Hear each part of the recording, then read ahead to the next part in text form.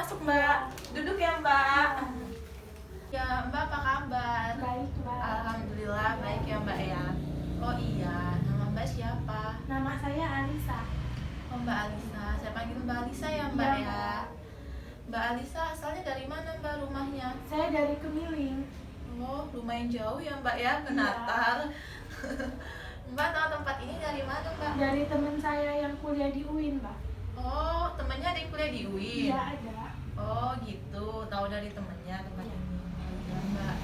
Oh iya Mbak, Mbak sebelumnya udah pernah konseling? Belum. Oh belum pernah Ya ya? ini yang pertama kalinya saya konseling. Oh, jadi Mbak belum tahu apa itu konseling? Belum sama sekali. Oh gini Mbak, saya jelaskan sedikit ya Mbak. Konseling itu adalah proses bantuan dari konselor ke konseli. Di sini konselornya itu saya dan konselinya itu Mbak Alisa. Jadi di sini saya membantu Mbak Alisa ya Mbak, Ya. gitu. Nah nanti dalam proses konseling ini Mbak ada 3 asas, yaitu pertama ada asas kerahasiaan. Asas kerahasiaan itu Mbak, dimana apa yang Mbak ceritakan, apa yang Mbak sampaikan dalam proses konseling ini itu tidak akan ada orang lain yang tahu. Insya Allah ini aman. Yang tahu hanya saya, Mbak, dan Allah yang tahu ya Mbak. Ya Mbak. Yang kedua ada asas keterbukaan, di mana asas keterbukaan ini mendukung dalam kita proses konseling Mbak. Proses konseling kalau Mbak dalam bercerita Mbak banyak yang ditutup-tutupin, Mbak nggak terbuka, dalam proses konseling kita nanti nggak berjalan dengan lancar dong ya. Ya Mbak, insya Allah saya nanti jujur apa adanya. Ya, jadi sebaiknya nanti dalam proses konseling ini Mbak ceritakan semuanya dengan terbuka, apa adanya, dengan jujur ya Mbak ya. Ya Mbak. Agar proses kita ini berjalan dengan lancar. Terus yang ketiga itu ada asas kesukarelaan Mbak. Asas kesukarelaan itu dimana Mbak untuk datang ke sini itu tidak ada suruhan, paksaan, atau apalah dari yang lain ya Mbak. Ya. Ini kemauan Mbak sendiri bukan? Iya Mbak. Kemauan Mbak sendiri Iya. kan. Jadi dalam asas ini jadi Mbak ini ya Mbak, kemauan Mbak sendiri ya, jadi nggak ada paksaan dari siapapun ya Mbak, agar proses ini berjalan dengan lancar. Gitu Mbak. Jadi ini Mbak udah saya sampaikan ya Mbak, apa itu proses konseling, apa itu asas konseling. Apakah Mbak udah paham? Paham. Insya Allah paham ya Mbak ya. Kalau Mbak sudah paham, bisa kita mulai ya Mbak ya. Mulai Mbak ceritakan apa yang ingin Mbak ceritakan, silakan.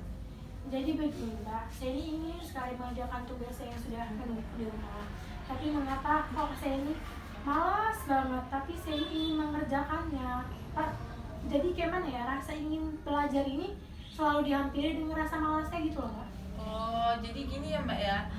Rasa ingin Mbak itu ingin mengerjakan tugas, tapi rasa ingin mengerjakan tugas Mbak itu selalu dikalahkan dengan rasa malas Mbak, gitu ya Mbak ya.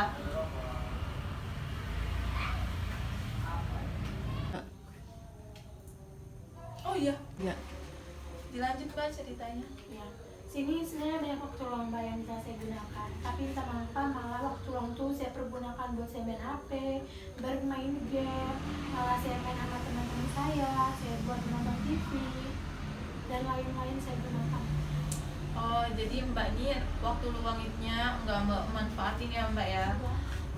Malah Mbak itu malah bermain, malah main HP, malah Mbak tidak mengerjakan tugas. Itu yang membuat tugas saya menumpuk Mbak. Iya. Jadi rasa malas dari dalam diri itu Mbak, itu wajar sih Mbak, manusiawi ya Mbak ya. Ya. Setiap orang pasti pernah merasakan yang namanya rasa malas, itu pernah pasti setiap orang Mbak. Nah gini Mbak, bagaimana kita menyikapinya aja rasa malas itu. Apakah harus kita pertahankan, kita buang, untuk perubahan ke arah lebih positif Mbak, gitu. Saya ingin bertanya Mbak kepada Mbak, dengan Mbak memanfaatkan waktu dengan bermain bersama teman-teman, bermain handphone dan lain-lain, itu bisa membantu Mbak dengan mempercepat ini mengerjakan tugas? Tidak Mbak, itu soalnya waktu yang saya gunakan tidak bermanfaat. Tidak bermanfaat ya Mbak ya. Jadi menurut Mbak Alisa, kegiatan yang Mbak Alisa jalani kemarin-kemarin itu menurut Mbak Alisa positif atau negatif? Negatif Mbak. negatif ya Mbak ya. Sepakat ya Mbak kita kalau yang Mbak lakukan itu negatif. Iya Mbak. Jadi emang susah Mbak kita menghilangkan rasa malas itu. Saya dulu juga pernah kok Mbak mengalami seperti Mbak ini. Menghilangkan rasa malas itu emang susah. Jika kita ingin perubahan yang besar Mbak dari dalam diri kita juga harus mengorbankan kegiatan-kegiatan itu Mbak. Kita harus melawannya agar perubahan kita ke depan lebih maju Mbak gitu. Mbak harus mengorbankan semua hal-hal yang negatif itu Mbak untuk perubahan lebih baik ke depannya Mbak gitu. Jika Mbak Alisa ingin perubahan ke depannya ke arah yang positif Mbak Alisa jangan pernah takut untuk meninggalkan kegiatan-kegiatan negatif itu. Mbak harus melawan rasa itu Mbak harus balance. Yang harus Mbak boleh main, dan Mbak juga harus ingat pekerjaan dan kewajiban Mbak itu Mbak. Jadi Mbak kedepannya itu harus lebih giat, harus lebih bekerja keras untuk menggapai perubahan yang lebih baik ke arah yang positif Mbak. Dan di sini Mbak Alisa ingin berubah kan? Ya insya Allah. Dan Mbak Alisa juga ingin melakukan kegiatan dengan bekerja keras ke arah yang lebih positif. Ya tentu. Nah, kita sepakat ya Mbak, kegiatan-kegiatan di waktu luang kemarin yang tidak Mbak manfaatkan itu perilaku yang negatif ya Mbak. Nah, saya ingin bertanya, kalau perilaku negatif itu harus kita pertahankan atau kita buang atau kita tingkatkan Mbak? Kita buang. Kita buang ya Mbak, sepakat ya Mbak, kita Sepakat. buang. Nah, yang tadi sudah kita sepakati, hal-hal negatif tadi yang harus kita hilangkan. Menurut Mbak Alisa, ada tidak yang harus Mbak Alisa lakukan, kegiatan-kegiatan lain atau program-program lain? Iya, jadi begini Mbak, seharusnya yang kemarin waktu luang yang saya gunakan itu seharusnya saya mencari atau menyicil tugas-tugas saya supaya tidak menumpuk. Saya jadi bisa menambah wawasan saya untuk belajar, mencari buku-buku yang seharusnya saya pergunakan untuk saya mencari tugas, begitu. Harus lebih banyak mencari referensi ya Mbak. Dan Mbak Alisa mengatakan bahwa ingin menghilangkan rasa malas dari dalam diri Mbak untuk mengerjakan tugas itu. Ya, Ingin kan Mbak? Ya, tentu saja saya ingin. Ingin kan. Nah, kita sepakat ya Mbak bahwa Mbak ingin menghilangkan rasa malas-malas dari dalam diri Mbak untuk mengerjakan tugas dengan cepat. Iya. Jadi Mbak Alisa itu harus memanfaatkan waktu dengan baik ya Mbak. Iya, Mbak. Mana main, mana mengerjakan tugas, harus inilah Mbak, harus pas ya Mbak.